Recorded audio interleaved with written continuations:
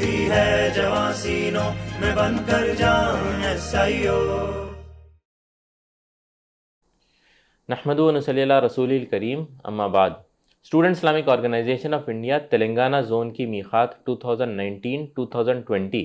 Global اور national scenarios کے اعتبار سے بہت زیادہ ہنگامہ خیز رہی، مگر اس کے باوجود بھی الحمدللہ کلیکٹیو ایفرٹس کے ذریعے سے زون اس میقات میں بہت سارے اکمپلشمنٹس حاصل کر پائی. سہیب احمد خان زونل سیکریٹری کے علاوہ زون کی ٹیم میں دیگر 16 سیکریٹریز بھی شامل رہے. اس میقات میں توجہ تزکیہ اور فکری تربیت کے اوپر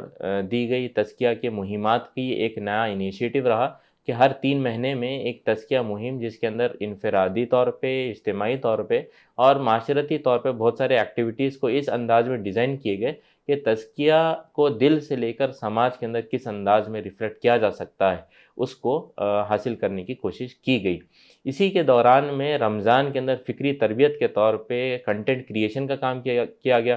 جس کے اندر یہ ٹارگٹ سیٹ کیا گیا تھا کہ روزانہ 3 ویڈیوز ریلیز ہوں گے. اور یہ کنٹینٹ کریشن کے اندر ایک بہت بڑا چیلنج بھی تھا زون کے لیے، اور اب تک کی جو پروڈکشن کی ریٹ رہی اس میں بہت زیادہ بڑا پرسنٹیج رہا کہ بہت تیزی سے ابھی پروڈکشن ہوا،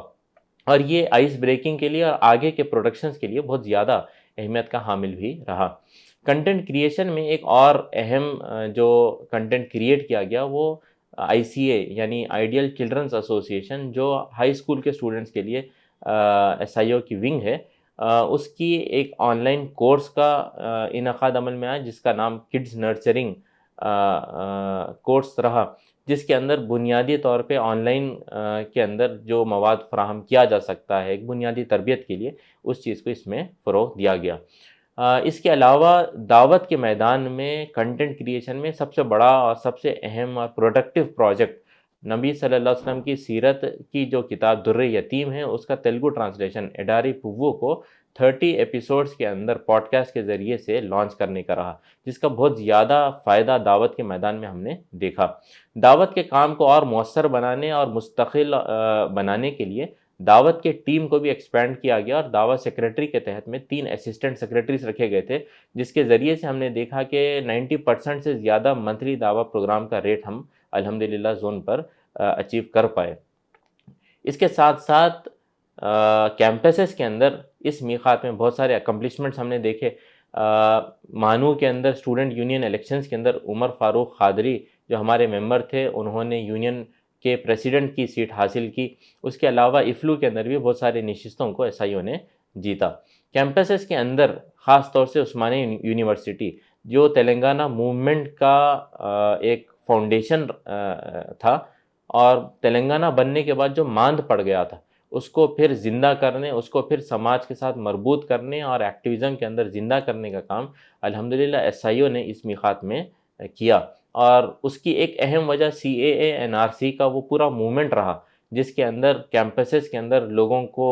اویئر کرانا اور لوگوں کو اس بات پر ابھارنا کہ وہ اپنی آواز کو اٹھائیں، اور ایک ایسا لا اور ایسا ایکٹ جو پاس کیا جا رہا تھا، ایسا پروسیس جو امپلیمنٹ کیا جانے والا تھا، جس کے ذریعے سے نہ صرف مسلمانوں کو بلکہ اوورال پورے کنٹری کے اندر ایک معنوں میں ڈسرپشن اور ڈس یونٹی اور ڈس ہارمونی کریٹ کرنے کی کوشش کی جا رہی تھی. CAA NRC کا یہ جو پورا موومنٹ رہا، اس میں SIO کا یہ کنٹریبیوشن رہا کہ تلنگانہ کے اندر سب سے پہلا پروٹیسٹ آرگنائز کرنا، نہ صرف پروٹیسٹ آرگنائز کرنا، اس کے علاوہ پروٹیسٹ کے اندر کیا نریٹو بیان کیا جائے، صرف غصے کا اظہار نہیں بلکہ ایک صحیح اور ایک معتدل اور ایک ویل آرٹیکولیٹڈ نیریٹو کو بیان کرنے کا کام SIO نے کیا. اور یہ کنٹریبیوشن وہ رہا کہ ہر پروٹیسٹ کے اندر کیا چیز بولی جانی چاہیے، کس انداز میں اس پورے پروسیس کو دیکھا جانا چاہیے، اس کے اندر SIO نے لوگوں کی ذہن سازی کا کام کیا. اس کے ساتھ ساتھ ایک اہم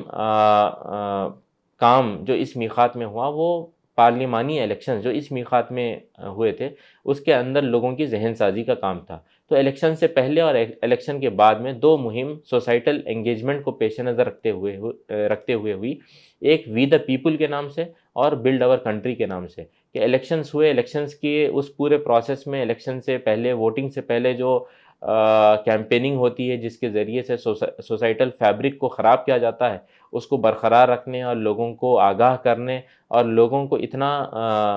ان کو قابل بنانے کہ وہ ایک دوسرے کے تعلقات کو خراب نہ کریں اور پرائرٹیز کو اپنے سامنے رکھیں. اور الیکشن کے جب مایوس کن رزلٹس سامنے آئے تو اس کے اندر مایوسی سے نکلنے اور ایک پازیٹیو اور کنسٹرکٹیو رول اختیار کرنے کے لیے یہ مہمات وی دا پیپل اور بلڈ آور کنٹری کے نام سے کیمپینز اور کانفرنسز کے ذریعے سے عمل میں آئی.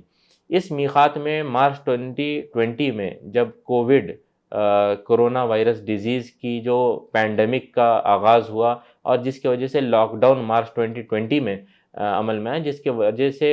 انفرادی اور اجتماعی زندگی پوری مفلوج ہو گئی تھی.